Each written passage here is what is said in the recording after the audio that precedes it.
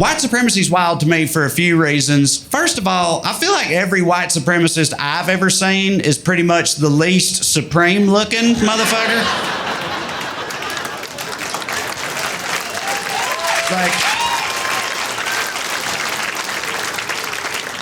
Like, I've never seen an avowed white supremacist and thought to myself, behold, the pinnacle of man. Like it's not a bunch of Hemsworths walking around with swastika tattoos, you know? It's not. Your average white supremacist walks in looking like Busted Magazine's fuck up of the year, 2005. Walks in with a tattoo on his neck of a skull that's got more teeth than he does. Walks in looking like he's about to invent a whole new type of hepatitis they ain't even thought up yet. Looking like that, talking about supremacy, I think that's wild. I also think it's wild to keep believing in supremacy considering all the L's they've taken over the course of this country's history, you know? Like, I know it's easy to look around right now and feel like they're doing pretty okay, but really they've mostly lost every major battle they fought up until this point, and they keep talking about supremacy. Like, I feel like the mood of their meetings had to get weirder and sadder over the years, you know? Like, they came into the meeting in 1865, like, okay, so they freed all the slaves. Big whoop. Look, they still can't marry our women. They still can't go to our schools. Hey, how's any of that ever going to change, guys? It ain't like women can vote, okay? It's going to be fine. It's going to be fine. 1965, they come into the meeting like, okay, so they can drink from our water fountains now, so we can't legally harass them just for coming into the same diner anymore. But look, there's got to be something we can do to legally harass these people still. Come on. Jimmy, Johnny, Lee, Roy, Leroy, Ricky, Randy, Billy, Bobby, Mike, Steve, Stuart, Stanley, Danny, David. You guys are cops. Put your heads together.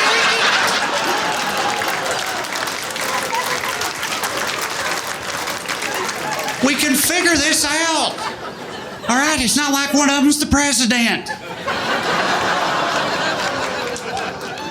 2008, they come in kicking shit over like, okay, all right, this is a tough pill to swallow, I'm not gonna lie. But look, we gotta focus on the positives, guys. Like, hey, it's not like they're gonna start taking the Confederate flag down, all right? They're not gonna start pulling down the statues or renaming the streets or nothing like that. And hey, gay people still can't get married. That's something, right?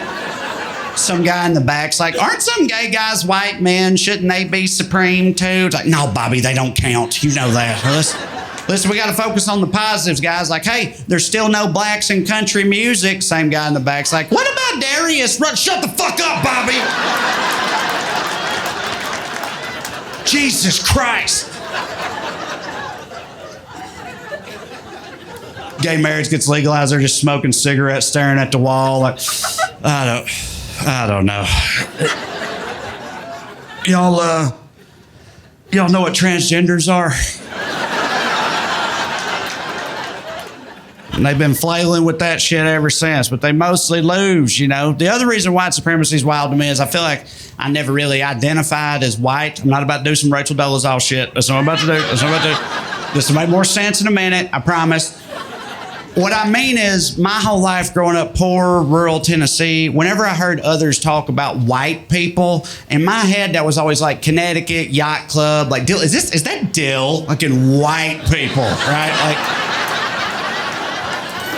Like white people. And I didn't know what I was, but I knew I wasn't the same thing as them. And it was very confusing to me as a young man. Now that I'm an adult, it couldn't be more clear. I'm not white, I'm white trash. Right? And it's like, and it is different. It is different. There's a whole list of differences. Like, white people got a trust fund. White trash people got trust issues. It's like, white people got a sister who's secretly a lesbian. White trash people got a sister who's secretly their mama. White people play golf with their boss on the weekends. White trash people play scratch-offs with their rent money on payday. Different. The way they have kids is different. Nowadays, white people wait till they're 35 to have kids. They got in vitro clinics, ovulation calendars, fertility stuff. White trash people more fertile than an Amish cornfield, baby. You can't stop us from having kids, no matter how hard you try. The way they name those kids is different. White parents are like, Braden, Paisley, it's time for your piccolo lessons. Right? White trash parents like, Remington, Bassmaster. Quit exploding them frogs, get in a goddamn house.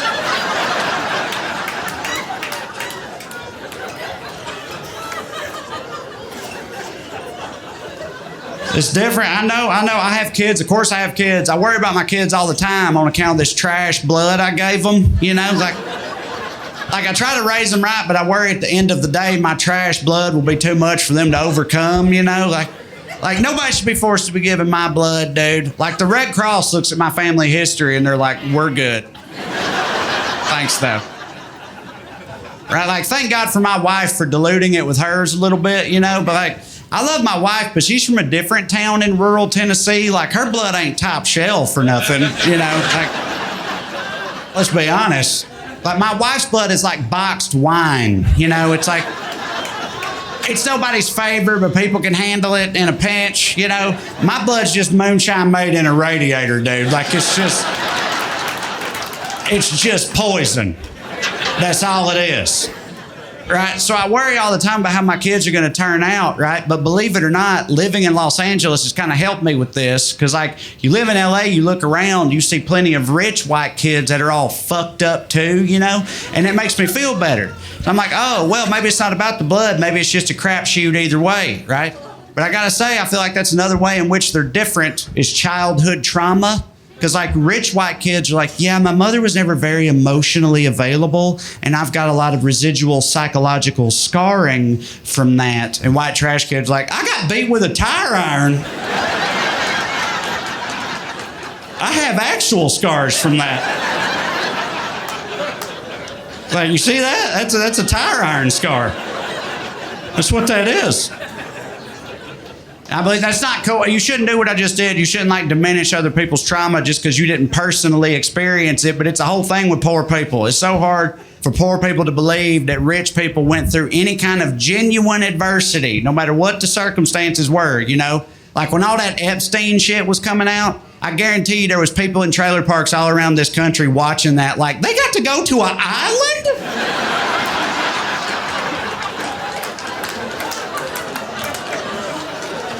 I was in my uncle's El Camino. What the fuck?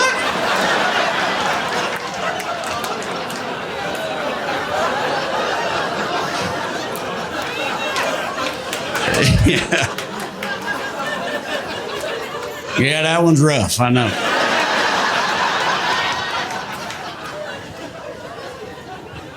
But yeah, I don't know. Obviously, I'm just trying to be a good trash daddy. That's all I'm saying. Trying to be a good trash daddy.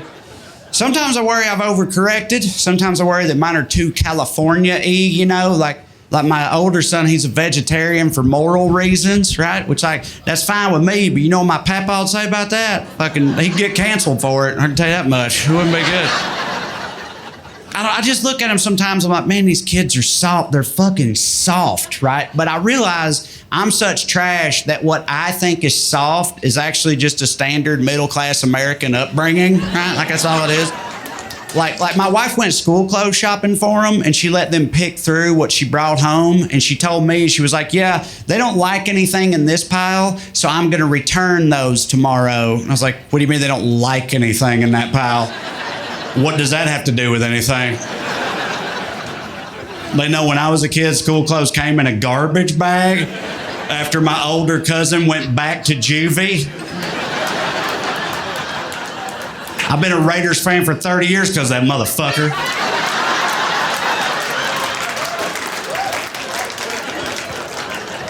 Who gives a shit what they like, right? I'll try to roast them some fresh vegetables. I didn't know you could get vegetables not in a can until I was 28 years old, right? Like, blew my mind. I try to share this wondrous revelation with my children. I'll roast them some fresh broccoli, cauliflower. I'll church it up, put some balsamic drizzle on it, whatever. It don't matter. They're just picky. They just won't eat it. They just don't want it. And I'm sitting there like, I ate squirrels, God damn it. Who the fuck do you think you are? The other day, my 11-year-old got cold in the house, so he just went and turned the thermostat up a little bit. Like, didn't ask somebody nothing, didn't say nothing to nobody. Just walked over there and just turned it up. I could feel the souls of my ancestors telling me to slap his ass. But I didn't do it. I didn't do it. Trying to be a good trash daddy. I am. I am definitely white trash. I want to tell y'all what I think is the single most white trash thing about me. This is a 100% true story. So my parents got divorced when I was 7, and I know you're like, yeah, we figured. Can't believe they were married at all. But yeah, they were. They got divorced back then, early 90s, rural Tennessee. Parents get divorced. Mama just kind of got custody by default. That's just how it worked, you know. So my mom got custody of us, but my dad was like, okay, but they're going to live with me, though. And the judge was just like, ain't you got a Camaro to work on or something? Just let her have them, bro. Right, but we lived with my dad, and because we lived with my dad, he didn't pay her any child support because in his eyes, that was bullshit. And apparently, that was bullshit is not a formally recognized legal defense for not paying child support, right? You can't just plead that's some bullshit, as it turns out.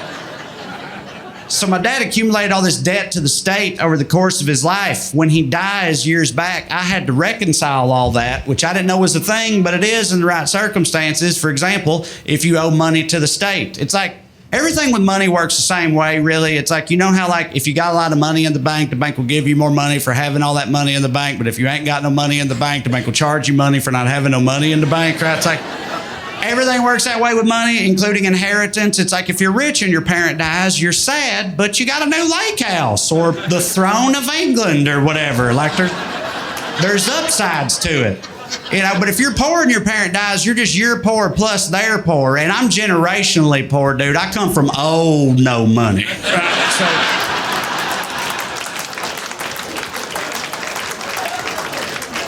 So I was trying to figure out what I was going to do. My friends see this. They become concerned. They're like, damn, man, who you owe money to? I was like, I got to pay his fucking child support, man. They're like, heard that, but I thought you had both your kids. No, not on them, on me.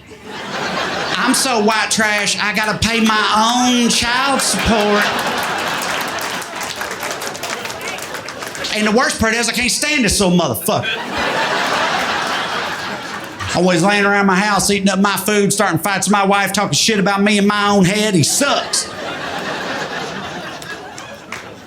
So I was trying to figure out what I was going to do, and I finally get a call from the state of Tennessee one day. They're being very helpful. They're like, is there anything we can do to help? Like, are there any assets you can liquidate? I was like, what? And they're like, is there any shit you could sell? I was like, oh, yeah.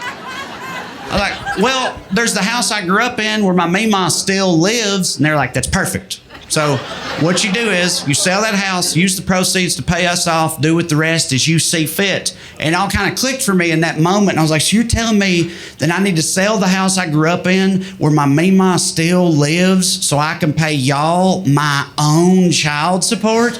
And she was like, can we call you back? And I got a call a couple hours later from her manager, and he was like, yeah, listen, don't worry about that. We wiped all that out. We took care of it. And that's the first time in my life that I was like, damn, maybe I am white. I grew up in a small town called Crossville. And when I tell people in Los Angeles where I live, like, hey, I'm from a small town in Tennessee, and they're always like, oh, like Chattanooga? I'm like, no. That's a city. Like, no, it's kind of, I've been there, it's like a small town. No, that's a city. I don't even know how to explain to you what a small town is now. Okay, here's how small the town I'm from is. When I was in 5th grade, my older cousin went to a field party, got in a fight, and killed a dude.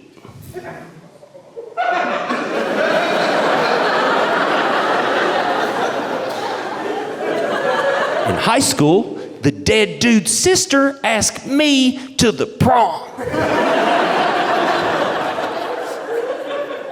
That's a small town. Not a lot of options.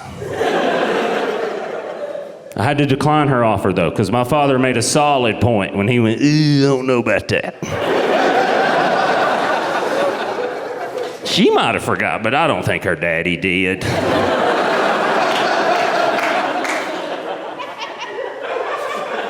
People in the South love that joke so much. They love it. People outside the South just get sad. People in the South are like, those are just two good daddies right there. That's all that is. You gotta play the hand dealt with you, man. That's what it is. I did that joke on the Conan O'Brien program a couple years ago, and I thought it was like a clever way to be like, hey, here's who I am and where I'm from, and a funny, put it together, And America would be like, yeah. But no. All America wanted to know was like, tell me about that murder.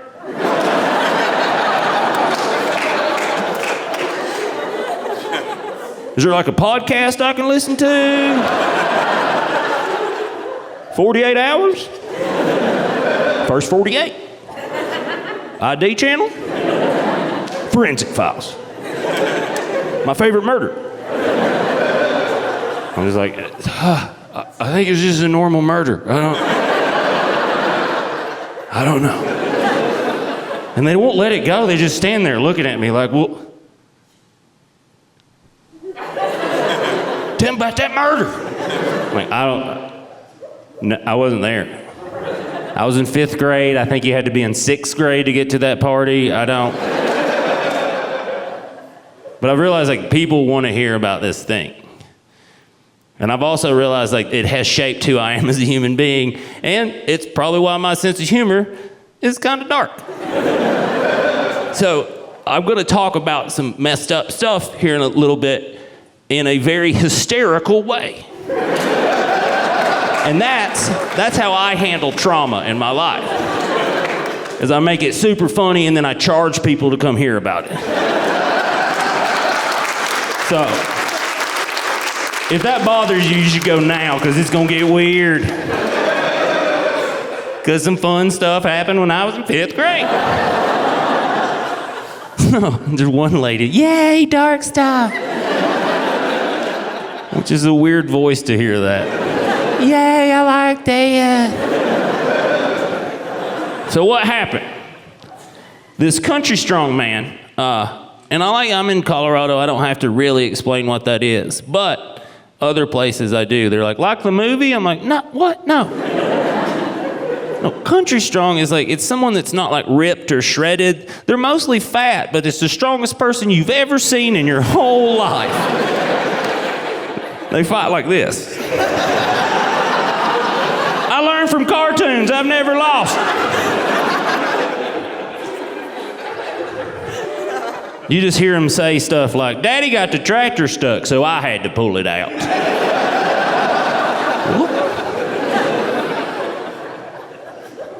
Well, Country Strong decided to do all the cocaine he could find in our little county. And as I get older, I realized that was probably not mostly cocaine. We were in the middle of Tennessee, which is a landlocked state.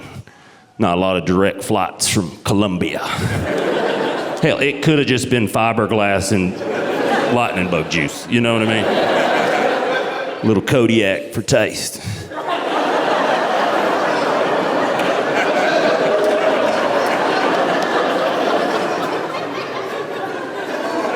So he did all of it. And I don't know if you guys have ever done cocaine, but you're here. So I assume you've smelled it. You know, when you do cocaine, it motivates you to do the worst thing you've ever wanted to do. And you're like, tonight's the night. I have the confidence. Let's do it. Yeah, this is a great idea. Yeah. How can this go wrong? Let's do some more. Well, that dude, Country Strong, he's like, I've always wanted to do a murder, It's in there. I'm going to do it tonight. So he showed up at the party. He found a little dude because he's not dumb. He went over and he picked him up and he started strangling him. And the dude was just dangling. And people at the party were like,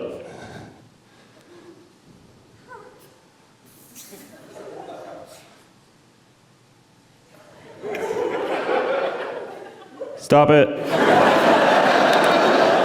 He was like, I got it.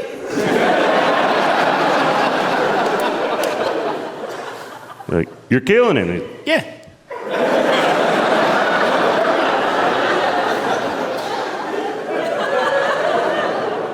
Stop. Okay.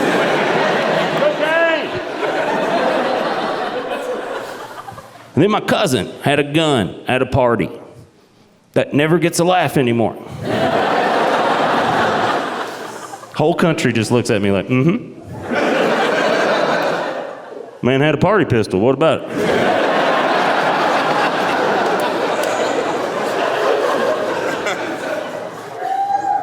Well, my cousin pulls out his party pistol. He's like, hey, stop. And he's like, I got it.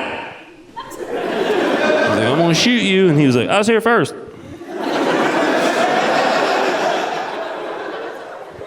So my cousin shot him in the shoulder, in the back, and that will make you stop killing who you're killing. But what it also does is gives you new motivation and a new target to do murder to. Because he just turned around, old Country Strong, and just made a beeline for my cousin, and my cousin shot him twice in the chest. That will kill you every time. The first one, you're like, hey. Second one, you're like, got me.